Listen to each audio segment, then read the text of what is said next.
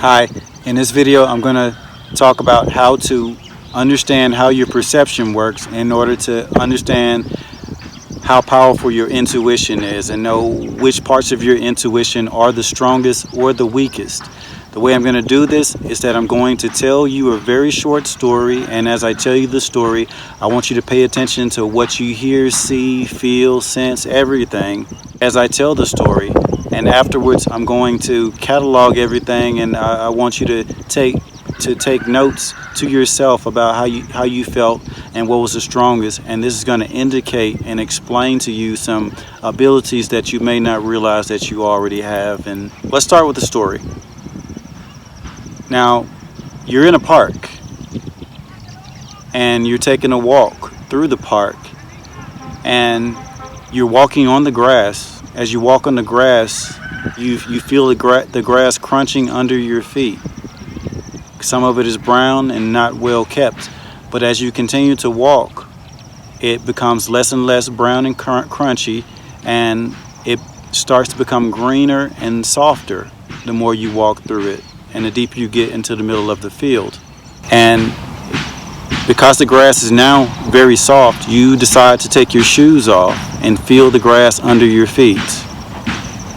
Now, because it's late morning, the grass is a little bit damp, and you feel the dampness under your feet as you now are walking barefoot. The sensation feels different and it feels good to you. As you continue to walk on this damp grass through this field, the sun's behind the clouds, and it slowly starts to come from behind the clouds, and it gets warmer as the sun drifts from behind the clouds. And you continue walking, and suddenly you look to your right and you see a small group of children. They're laughing, they're playing, they're excited. They're running from somewhere. It's as if they just got there and they're really anxious to play with one another. So after that distracts you for a moment, you look away and you continue walking through the field. And as you walk through the field, you feel raindrops drizzle over your face, and you hear a slight rumble of thunder, indicating that it may rain soon. So at that point, you decide that you're not going to continue to walk across the field, and you start turning around. And while you turn around, you start touching your side pockets to check and see if your keys are in your side pockets. You don't feel your keys, and you start getting anxious, worried even that maybe you lost them or don't have them. So then you touch your back pockets to feel for your keys, and you find them. They're in your back pockets. Now you're relieved. You have your keys, and you can get ready to go home and safely enter your place because you have your keys. So that's my description or story. So now let's talk about how you felt and what you experienced while you listened to my story. And this is going to give you insight about how your intuition works with how you perceive information outside of you. Okay, so as I told the story, there were parts where I talked about things that you felt, like the wet grass under your feet, or the sun gradually warming the environment, or the raindrops on your face. Now, did you actually feel the raindrops? Did you actually feel the temperature change under your feet? Did you feel the things that were told and illustrated in my short story?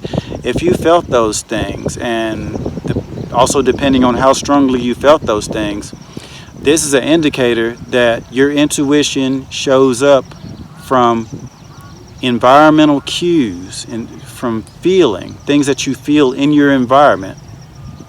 That's an indicator of that, if you felt those things during my story. So what about visually? When I was telling the story, Were you actually seeing things in front of your vision?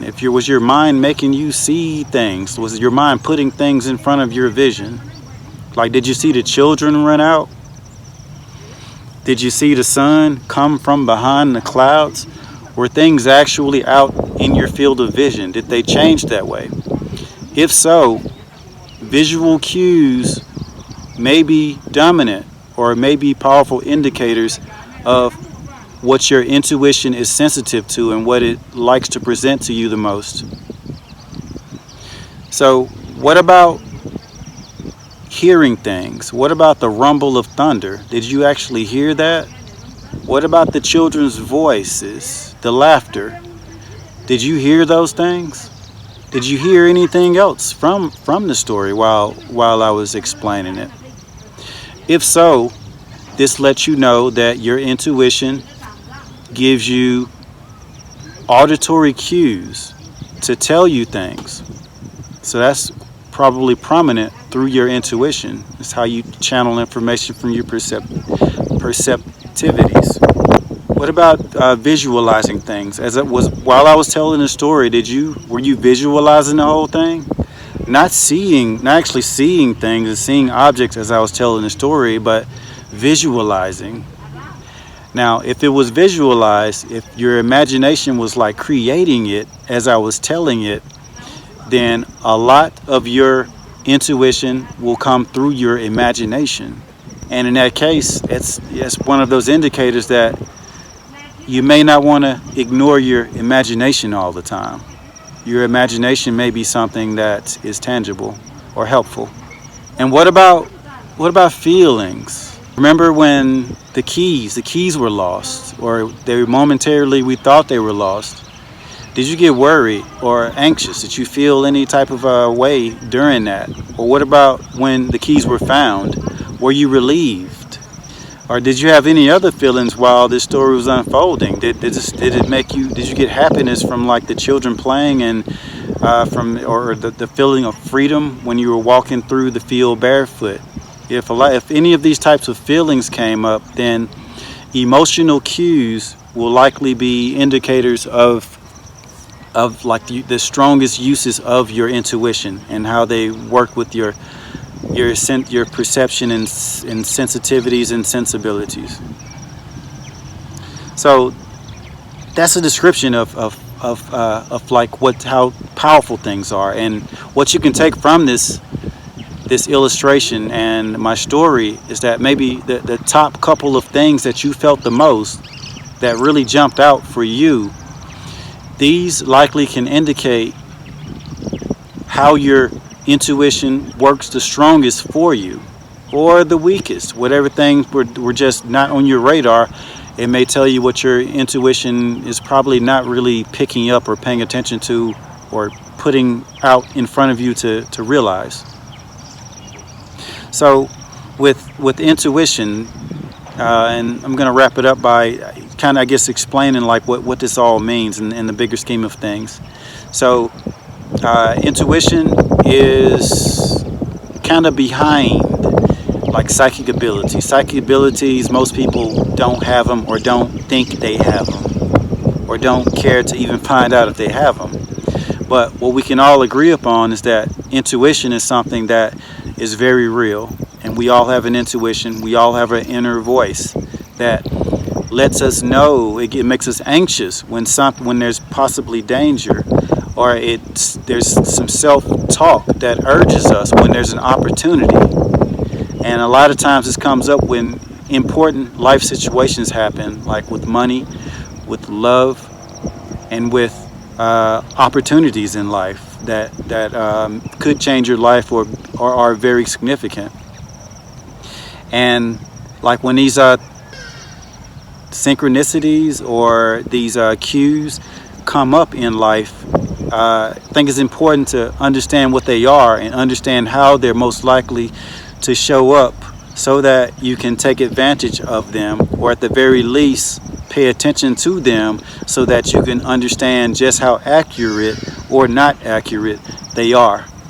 That's my video. I hope you took something from it, or at the very least I hope this drives you to explore this topic more and ultimately explore yourself, build your abilities, understand yourself, and become more empowered with the extra abilities that we have that we don't really care to believe that we have, or don't care to explore or develop. So I hope you enjoyed the video. I love and appreciate you.